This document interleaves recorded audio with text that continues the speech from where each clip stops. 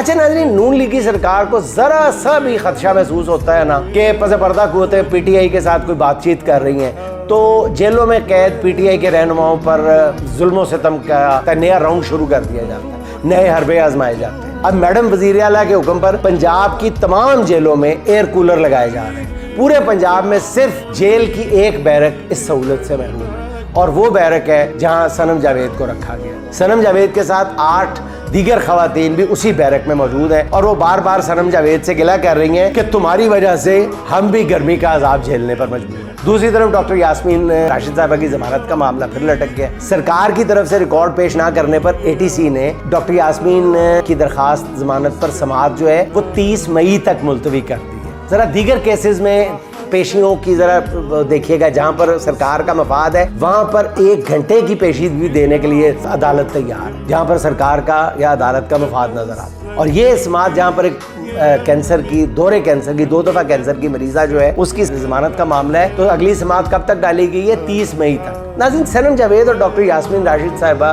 حکومت کے کرم فرمائی کا خصوصی ہدف کیوں ہے؟ ڈاکٹر یاسمین راشد صاحبہ کا قصور تو صرف اتنا ہے نا کہ انہوں نے ایک مہاتما کو الیکشن میں دھول چٹا کر اس کے سیاسی کیریئر کو بھیانک انجام سے دوچار کر دیا تھا، اور کیا ہے بیچاری۔ اور صنم ہے پہ ظلم کے پہاڑ توڑے جاتے ہیں، باہر آ کے پھر وہ اسی دبنگ لہجے میں بات کرتی ہے۔